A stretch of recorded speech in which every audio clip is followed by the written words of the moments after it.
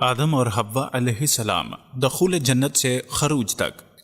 ارشاد باری تعالیٰ ہے، اور ہم نے آدم سے کہا کہ تم اور تمہاری بیوی بیشت میں رہو سہو اور جہاں سے چاہو نوش کرو، مگر اس درخت کے پاس نہ جانا ورنہ گنہگار ہو جاؤ گے۔ سو شیطان دونوں کو بہکانے لگا تاکہ ان کی سطر کی چیزیں جو ان سے پوشیدہ تھیں کھول دے، اور کہنے لگا کہ تم کو تمہارے پروردگار نے اس درخت سے صرف اس لیے منع کیا ہے کہ تم فرشتے نہ بن جاؤ یا ہمیشہ جیتے نہ رہو، اور ان سے قسم کھا کر کہا کہ میں تو تمہارا خیر خواہ ہوں۔ غرض مردود نے دھوکہ دے کر ان کو معصیت کی طرف کھینچ ہی لیا۔ جب انہوں نے اس درخت کے پھل کو کھا لیا تو ان کی سطر کی چیزیں کھل گئیں اور وہ بیشت کے درختوں کے پتے توڑ توڑ کر اپنے اوپر چپکانے لگے۔ تب ان کے پروردگار نے ان کو پکارا، کیا میں نے تم کو اس درخت کے پاس جانے سے منع نہیں کیا تھا اور جتا نہیں دیا تھا کہ شیطان تمہارا کھلا دشمن ہے؟ دونوں عرض کرنے لگے کہ پروردگار، ہم نے اپنی جانوں پر ظلم کیا، اور اگر تو ہمیں نہ بخشے گا اور ہم پر رحم نہیں کرے گا تو ہم تباہ ہو جائیں گے۔ اللہ نے فرمایا، تم سب بیشت سے اتر جاؤ، تم ایک دوسرے کے دشمن ہو اور تمہارے لیے ایک وقت تک زمین پر ٹھہرنا سامان کر دیا گیا ہے۔ فرمایا کہ اس میں تمہارا جینا ہوگا اور اسی میں مرنا، اور اسی میں سے قیامت کے دن زندہ کیے جاؤ گے۔ سورہ الاعراف آیت نمبر 19 سے 25۔ مزید ارشاد باری تعالیٰ ہے، اور ہم نے کہا کہ اے آدم، تم اور تمہاری بیوی بیشت میں رہو اور جہاں سے چاہو بے روک ٹوک کھاؤ پیو، لیکن اس درخت کے پاس نہ جانا ورنہ تم ظالموں میں داخل ہو جاؤ گے۔ سورہ البقرہ آیت نمبر 35۔ جنت میں جس درخت کے قریب جانے سے روکا گیا تھا اس کے متعلق اللہ تعالیٰ نے فرمایا، اس درخت کے قریب نہ جانا۔ یہ درخت کون سا تھا؟ اس کے بارے میں مفسرین کی مختلف آراء ہیں۔ بعض علماء کے نزدیک وہ انگور کی بیل تھی، یہود کی رائے میں وہ گندم تھی۔ وہب بن منبع نے فرمایا، اس کا دانہ مکھن سے نرم اور شہد سے زیادہ میٹھا تھا۔ ابو مالک رحمۃ اللہ نے فرمایا وہ کھجور کا درخت تھا۔ مجاہد رحمۃ اللہ کی رائے ہے کہ وہ انجیر کا درخت تھا۔ ابو العالیہ رحمۃ اللہ نے فرمایا یہ کوئی ایسا درخت تھا کہ اس کو کھانے سے قضائے حاجت کی ضرورت پیش آتی تھی، اور جنت کی زمین میں قضائے حاجت مناسب نہیں۔ یہ اختلاف معمولی ہے، اللہ تعالیٰ نے اس درخت کا تعین نہیں فرمایا۔ اگر اس کے تعین میں کوئی حکمت ہوتی تو اللہ متعین طور پر فرما دیتا، لہٰذا اس میں رائے زنی سے اجتناب بہتر ہے۔ اس مسئلے میں بھی اختلاف ہے کہ آدم علیہ السلام کو جس جنت میں ٹھہرایا گیا تھا، کیا وہ آسمان والی جنت ہے یا وہ زمین کا کوئی باغ تھا؟ اکثر علماء کی رائے یہ ہے کہ وہ جنت آسمان میں ہے اور اس کا نام جنت المأویٰ ہے یا جنت الخلد ہے۔ قرآن مجید کی آیات اور احادیث نبویہ کے الفاظ کا ظاہری مفہوم اس کی تائید کرتا ہے، جیسے ارشاد ہے، ہم نے کہا اے آدم، تو اور تیری بیوی جنت میں رہو۔ سورہ البقرہ آیت نمبر 35۔ اس آیت میں الجنہ کا عموم کا معنی نہیں دیتا، بلکہ عہد ذہنی یعنی مخاطب کو پہلے سے معلوم چیز کی طرف اشارے کے لیے ہے۔ اس صورت میں اس سے مراد وہی جنت ہو سکتی ہے جو شریعت نے بتائی ہے، یعنی جنت المأویٰ۔ جیسے آدم اور موسیٰ کے درمیان بات چیت کے دوران میں موسیٰ نے فرمایا، آپ نے اپنے آپ کو اور ہم سب کو جنت سے کیوں نکلوا دیا؟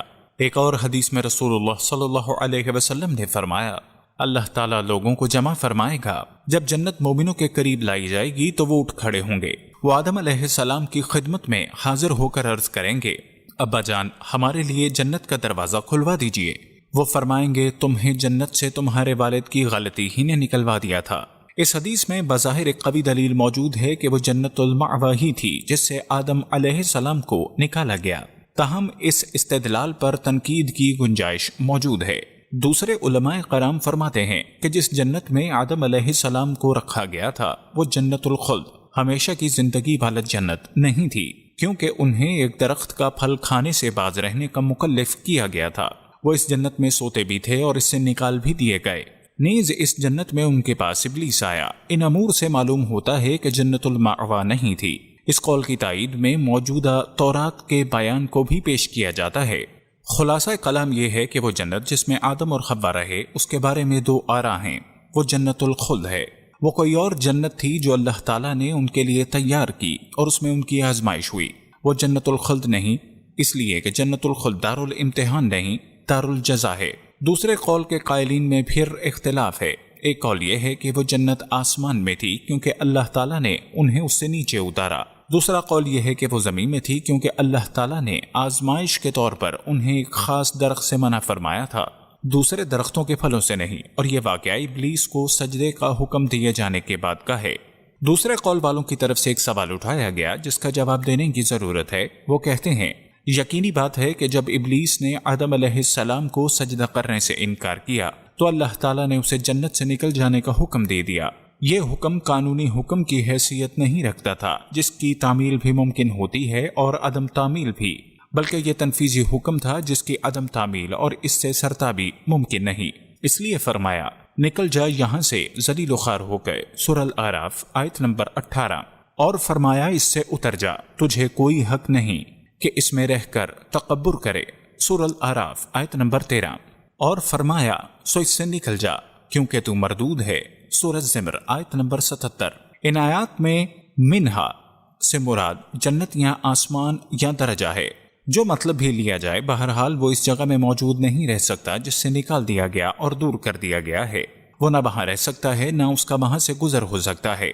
وہ یہ بھی کہتے ہیں کہ قرآن مجید کی آیات کا ظاہر مفہوم یہ ہے کہ ابلیس نے آدم علیہ السلام کے دل میں وسوسہ ڈالا اور انہیں مخاطب کر کے کہا بھلا میں تم کو ایسا درخت بتاؤں جو ہمیشہ کی زندگی کا ثمر دے اور ایسی بادشاہت کہ کبھی زائل نہ ہو، سورہ طٰہٰ آیت نمبر 120، اور کہا تم کو تمہارے پروردگار نے اس درخت سے صرف اس لیے منع کیا ہے کہ تم فرشتے نہ بن جاؤ یا ہمیشہ جیتے نہ رہو، اور ان سے قسم کھا کر کہا کہ میں تو تمہارا خیر خواہ ہوں۔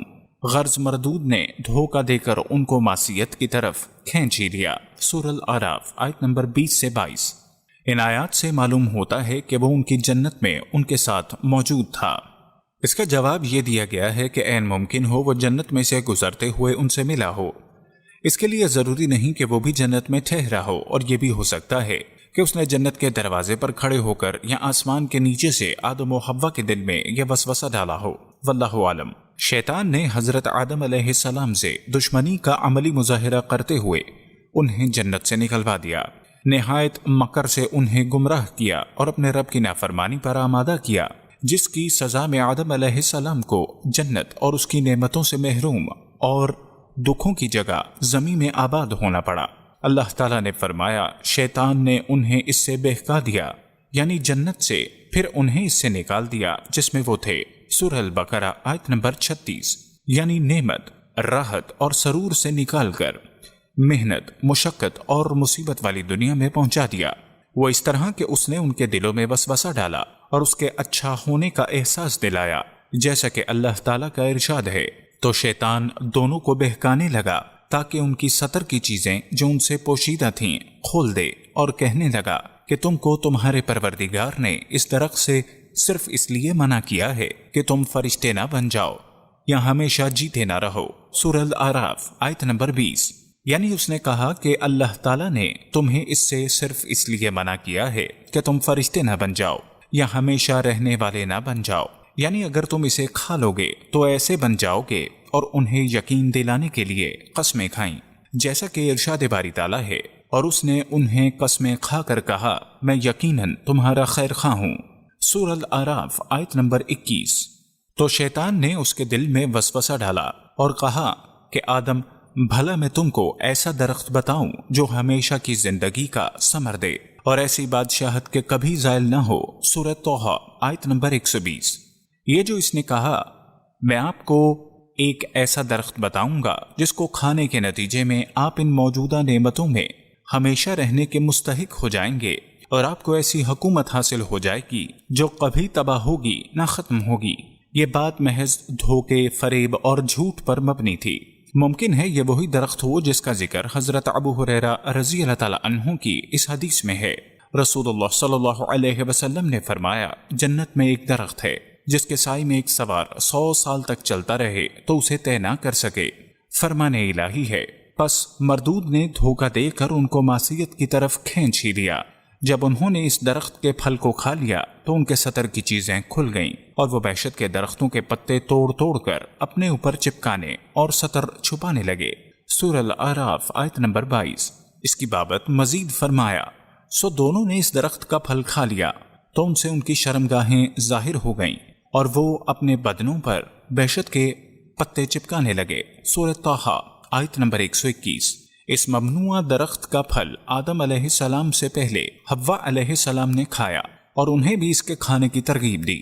ممکن ہے صحیح بخاری کی اس حدیث میں اسی طرف اشارہ ہو۔ نبی صلی اللہ علیہ وسلم نے فرمایا، اگر بنی اسرائیل نہ ہوتے تو گوشت کبھی خراب نہ ہوتا، اگر حوا نہ ہوتی تو کوئی عورت اپنے خامند کی خیانت نہ کرتی۔ اہل کتاب کے پاس موجود تورات میں ہے کہ جس نے حضرت حوا علیہ السلام کو اس درخت کا پھل کھانے کی ترغیب دی وہ سانپ تھا۔ وہ بہت خوبصورت اور بہت بڑا تھا۔ حوا علیہ السلام نے سانپ کے کہنے پر پھل کھا لیا اور آدم کو بھی کھلایا۔ اس میں شیطان کا ذکر نہیں۔ اس وقت ان کی آنکھیں کھل گئیں اور انہیں معلوم ہو گیا کہ وہ ننگے ہیں، چنانچہ انہوں نے انجیر کے پتے جوڑ کر تہبند بنائے۔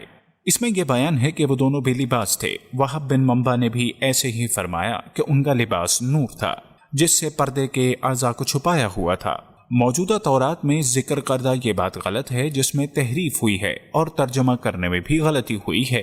کسی کلام کو ایک زبان سے دوسری زبان میں منتقل کرنا ہر ایک کے لیے ممکن نہیں ہوتا، خصوصاً جو شخص دوسری زبان سے اچھی طرح واقف نہ ہو اور اپنی زبان میں لکھی کتاب کو بھی مکمل طور پر نہ سمجھ سکتا ہو۔ اسی وجہ سے تورات کے ترجمے میں بہت سی لفظی اور معنوی غلطیاں واقع ہوئی ہیں۔ قرآن عظیم نے واضح کیا ہے کہ ان کے جسم پر لباس موجود تھا، ارشاد ربانی ہے، اور ان سے ان کے کپڑے اتروا دیے تاکہ ان کے سطر ان کو کھول کر دکھا دے۔ سورہ الاعراف آیت نمبر 27۔ اس لیے یہی بات صحیح ہے۔ حضرت ابن عباس رضی اللہ تعالیٰ عنہ کہتے ہیں وہ بہشت کے درختوں کے پتے توڑ توڑ کر اپنے اوپر چپکانے لگے، یعنی انجیر کے پتوں سے۔ یہ بات اہل کتاب سے ماخوذ ہے، جبکہ آیت قرآنی میں یہ تخصیص نہیں۔ ارشاد باری تعالیٰ ہے، اور ہم نے پہلے آدم سے عہد لیا تھا مگر وہ اسے بھول گئے اور ہم نے ان میں صبر نہ دیکھا، اور جب ہم نے فرشتوں سے کہا کہ آدم کے آگے سجدہ کرو تو سب سجدے میں گر پڑے مگر ابلیس نے انکار کیا۔ ہم نے فرمایا، آدم یہ تمہارا اور تمہاری بیوی کا دشمن ہے، تو یہ کہیں تم دونوں کو بہشت سے نہ نکلوا دے، پھر تم تکلیف میں پڑ جاؤ۔ یہاں تم کو یہ آسائش ہوگی، نہ بھوکے رہو نہ ننگے، اور یہ نہ پیاسے رہو نہ دھوپ کھاؤ۔ تو شیطان نے ان کے دل میں وسوسہ ڈالا اور کہا، آدم بھلا میں تم کو ایسا درخت بتاؤں جو ہمیشہ کی زندگی کا ثمر دے اور ایسی بادشاہت کہ کبھی زائل نہ ہو۔ سو دونوں نے اس درخت کا پھل کھا لیا تو ان پر ان کی شرمگاہیں ظاہر ہو گئیں اور وہ اپنے بدنوں پر بہشت کے پتے چپکانے لگے، اور آدم نے اپنے پروردگار کے حکم کے خلاف کیا تو بے راہ ہو گئے۔ پھر ان کے پروردگار نے ان کو نوازا تو ان پر مہربانی سے توجہ فرمائی اور سیدھی راہ بتائی۔ فرمایا کہ تم دونوں یہاں سے اکٹھے نیچے اتر جاؤ، تم میں سے بعض کے دشمن ہوں گے۔ پھر اگر میری طرف سے تمہارے پاس ہدایت آئے تو جو شخص میری ہدایت کی پیروی کرے گا وہ نہ گمراہ ہوگا اور نہ تکلیف میں پڑے گا، اور جو میری نصیحت سے منہ پھیرے گا اس کی زندگی تنگ ہو جائے گی، اور قیامت کو ہم اسے اندھا کر کے اٹھائیں گے۔ وہ کہے گا کہ میرے پروردگار تو نے مجھے اندھا کر کے کیوں اٹھایا، میں تو دیکھتا بھالتا تھا۔ اللہ فرمائے گا کہ ایسا ہی چاہیے تھا، تیرے پاس ہماری آیتیں آئیں تو تو نے ان کو بھلا دیا، اسی طرح آج تجھے بھلا دیا جائے گا۔ سورہ طٰہٰ آیت نمبر 115 سے 126۔ دوسرے مقام پر یوں فرمایا، تم سب بہشت سے اتر جاؤ، تم ایک دوسرے کے دشمن ہو اور تمہارے لیے ایک وقت تک زمین پر ٹھکانا اور زندگی کا سامان ہے۔ سورہ الاعراف آیت نمبر 24۔ یہ ارشاد آدم، حوا علیہ السلام اور ابلیس کو مخاطب کر کے فرمایا گیا۔ ایک قول کے مطابق سانپ بھی اس میں شامل تھا۔ انہیں حکم دے دیا گیا کہ وہ جنت سے نکل جائیں جبکہ وہ ایک دوسرے کے دشمن اور مخالف رہیں گے۔ اس واقعے میں سانپ کے ذکر کی تائید میں وہ حدیث پیش کی جا سکتی ہے کہ رسول اللہ صلی اللہ علیہ وسلم نے فرمایا، جب سے ان سانپوں سے ہماری جنگ شروع ہوئی ہے ہم نے ان سے کبھی صلح نہیں کی، اور جس نے ڈر کی وجہ سے کوئی سانپ چھوڑ دیا وہ ہم میں سے نہیں۔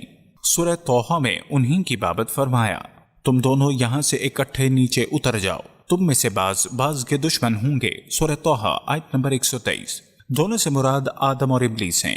حوا آدم علیہ السلام کے تابع ہو کر اور سانپ شیطان کے تابع ہو کر اس کے حکم کے مخاطب ہیں۔ علماء کرام کا اس مسئلے میں بھی اختلاف ہے کہ آدم علیہ السلام جنت میں کتنا عرصہ رہے۔ حضرت ابو ہریرہ رضی اللہ تعالی عنہ بیان فرماتے ہیں کہ نبی کریم صلی اللہ علیہ وسلم نے فرمایا، آدم علیہ السلام کو جمعے کے دن پیدا کیا گیا اور اسی دن انہیں جنت میں داخل کیا گیا اور اسی دن نکالا گیا۔ اگر مذکورہ بالا حدیث کا یہ مطلب لیا جائے کہ جس دن ان کو پیدا کیا گیا اسی دن انہیں نکالا گیا، اور یہ سمجھا جائے کہ جنت کے ایک دن سے مراد موجودہ دنوں جیسی مدت ہے، تو نتیجہ یہ ہوگا کہ وہ دنیا کے دن جیسے ایک دن کا کچھ حصہ ٹھہرے۔